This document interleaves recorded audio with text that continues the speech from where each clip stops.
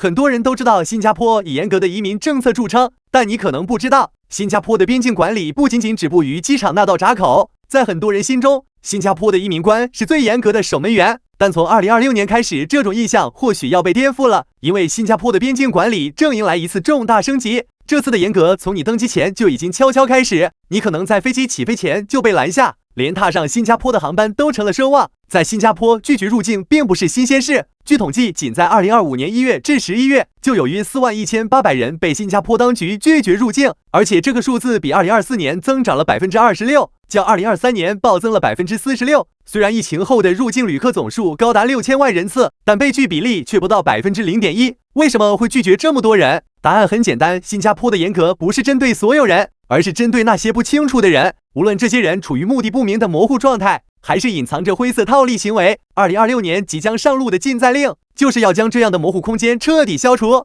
对于很多人来说，拒绝入境的案例常常被误解为保守甚至敌意，但从数据来看，这样的严格背后其实折射出新加坡对于边界管理的一种精准策略。在41800名被拒绝入境的旅客中，多数都不是因为犯罪，而是因为目的模糊、计划不清，或是行为与身份不符。更重要的是，新加坡从来没有高比例随意拒人的情况，年均被拒的人数在总入境流量中所占的比例甚至不到0.1%。这不仅侧面说明了新加坡移民筛查系统的高效率，也展现了精准拒人的国家治理能力。与此同时，旅客被拒入境并不代表新加坡变得更加保守，而是更精细、更理性的在入境筛查中寻找最适合新加坡社会环境的人。新加坡就像一个高要求的面试官，不仅看你的目的明确性，更关心你的历史行为记录。挑人实际上是一种高度理智的选择，也是小国在全球化浪潮下求稳的必要策略。新加坡近年来的一系列移民政策改革，尤其是即将实施的禁载令，代表了其边界管理模式的深刻升级。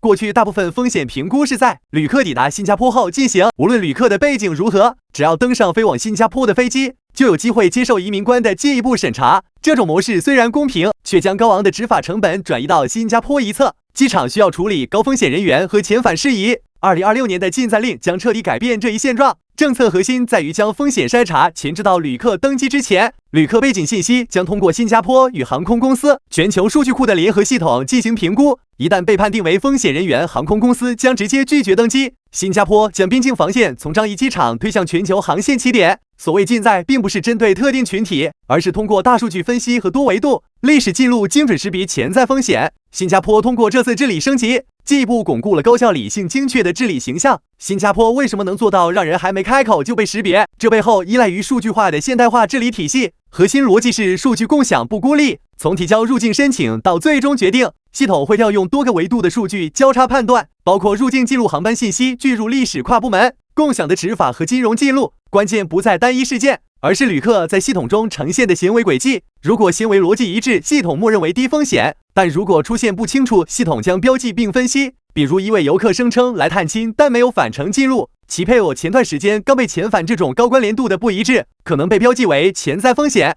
新加坡的逻辑就是模糊即是风险，而清楚才代表可信。此外，有些人误以为普及的自动化通关是放松边界管控，但其实是更精细化的监控手段。生物识别、行为路径识别等技术背后，是对旅客更深入的审视。据悉，那些被系统拦截的高风险人群，连解释机会都没有，就已被标记为风险个体。很多被拒入境或面临禁载的旅客，他们的问题并不是表面上的犯罪，而是在低风险身份掩护下以高风险目的入境。比如有些网红声称是以旅游为目的，但有经济报酬形成模糊，疑似灰色探店。有些记者表面上目的是采访，但采访材料缺乏权威邀请函含糊而临时拼凑。还有些游客说是探亲规划，却毫无逻辑，说辞存在矛盾。对于新加坡来说，危险的不一定是犯罪分子，而是那些混乱的不可靠的人，或者模糊身份或目的的人。这一系列措施不仅是针对外国旅客的，更可能直接影响到每个新加坡公民的生活。此次政策升级的一大重点，还在于为合规旅客带来的多种切实利益。因为高风险的旅客被及时拒绝，原本将耗费在这些人上的人力和资源，如今能够更专注于提升普通旅客的通关效率，